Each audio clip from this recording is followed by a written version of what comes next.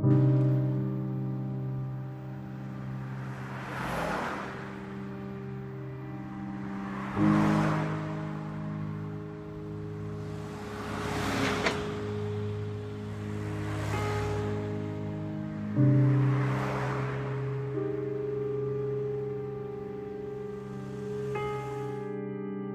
you can do is be ready for them to get help.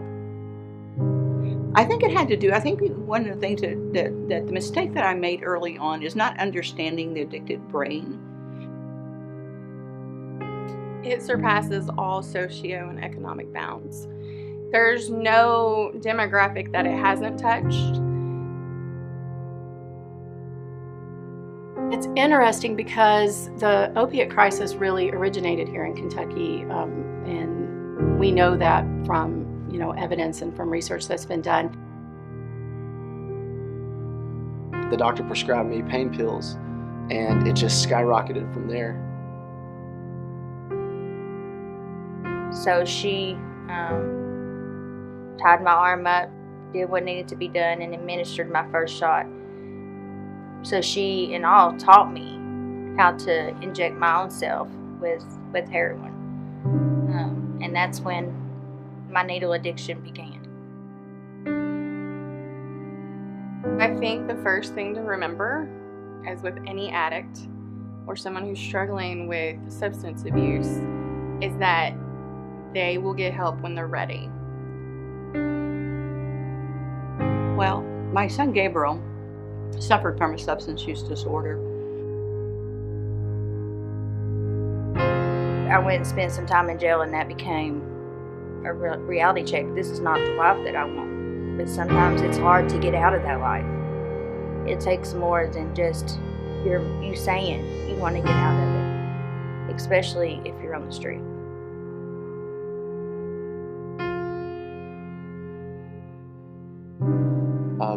I served my time in jail, and then I was shipped to a facility in Owensboro, Kentucky.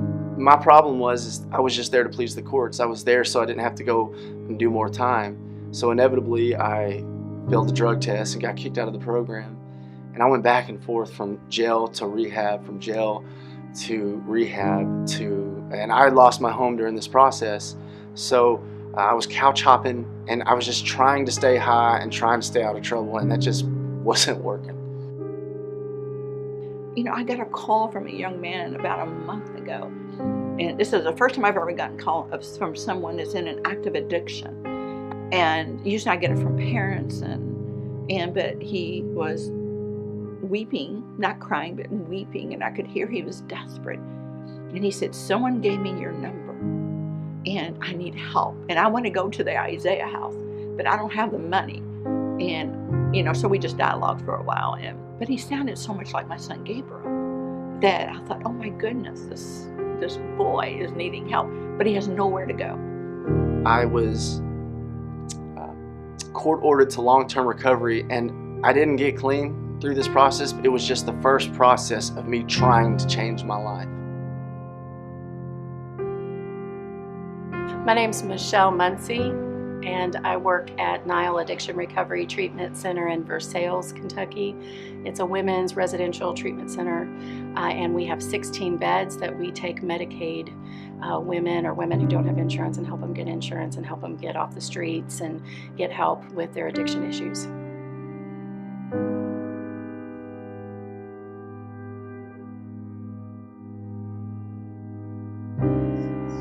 Well, one of the things that I've learned is that detox is not recovery.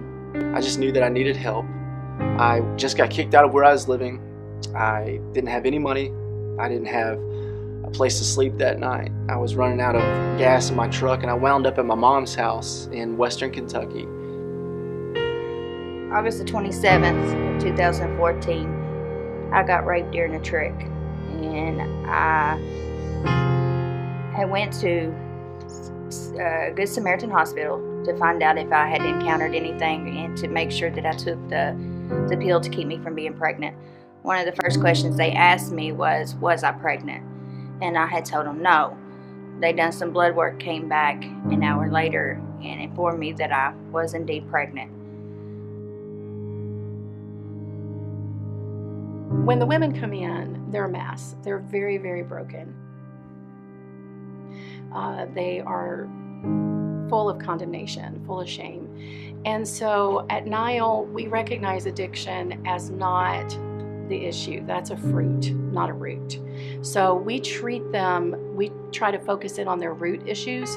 So their root issues are trauma. Most of them have come from horrible situations, and even dating back, we track what's called adverse childhood experiences, the ACE markers, and there's 10 of those, and we track those to see where it all kind of started in their lives. And then we look at PTSD also. A lot of our women have active PTSD, and they're self-medicating. I got on my knees and I prayed to God and I thanked Him, because that was my way of getting off these streets. From that day forward, I went to rehab. I went to Good Sam Detox. I spent 16 days there. When they got ready to discharge me, I asked them to send me somewhere else because I wasn't ready to go to the streets. So then I went to the Sports Center for 32 days. After I got out of the Sports Center, I was able to have my own home, things like that. And during this whole process, I was on methadone, which is MMA. And when Hannah was born in 2015, she tested positive for methadone.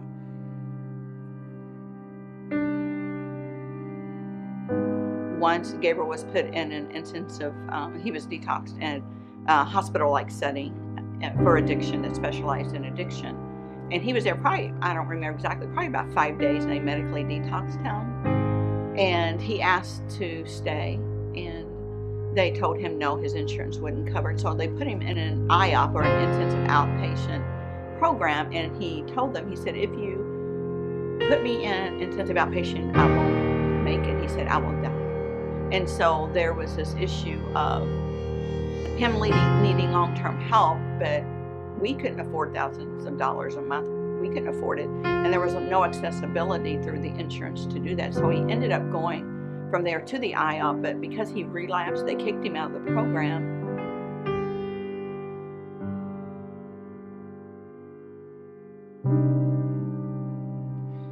And just asked if I could crash there because I needed to figure out what I was going to do. And my mom's a Christian. My mom loved me and prays for me and everything like that. And she said, you know, Jordan, you can stay here, but only if you agree to go to rehab again.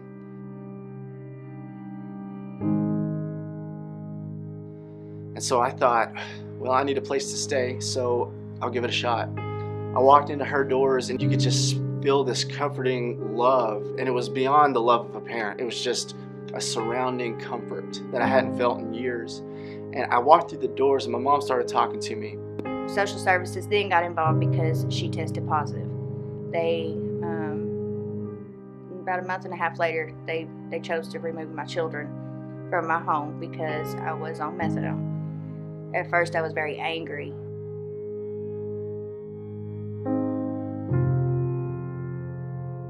Because I had changed my life. I'd done things that I was supposed to do.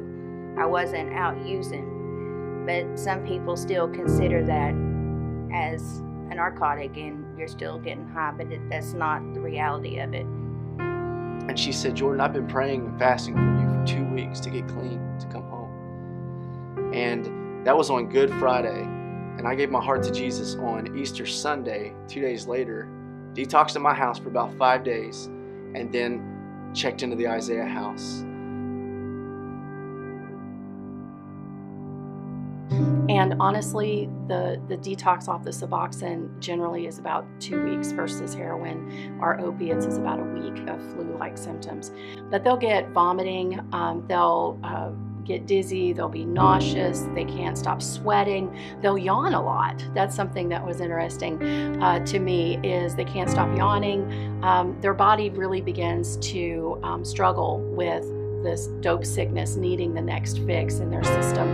And it's a very miserable place to be, and they pretty much want to die.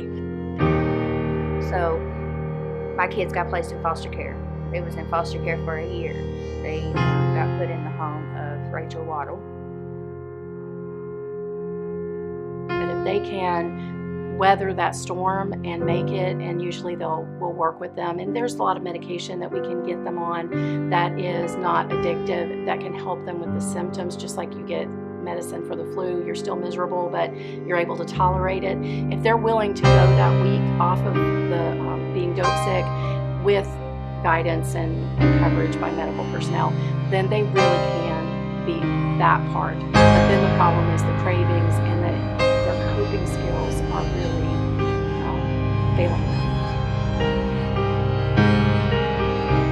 We'd never heard of the Isaiah House. We'd never heard of Willisburg. It was 2.5 hours away from where my mom lived, but we had saw their website and it just felt right. I knew I needed something Christ-centered, because I knew that was, it wasn't just an addiction problem, it was a sin problem in my life.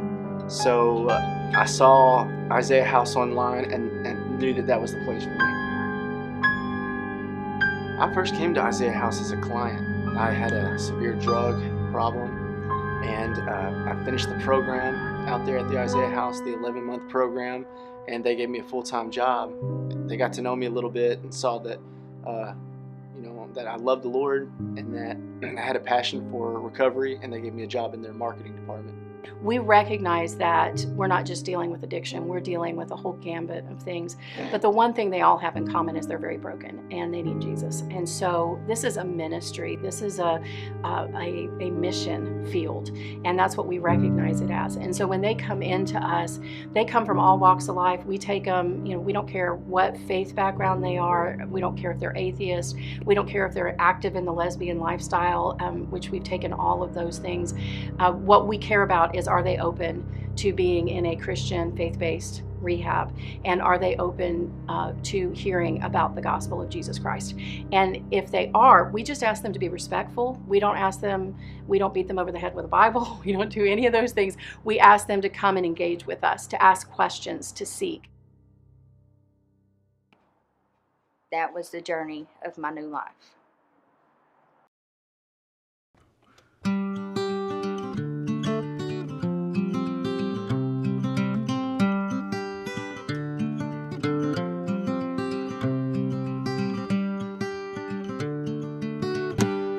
Does not put us to shame.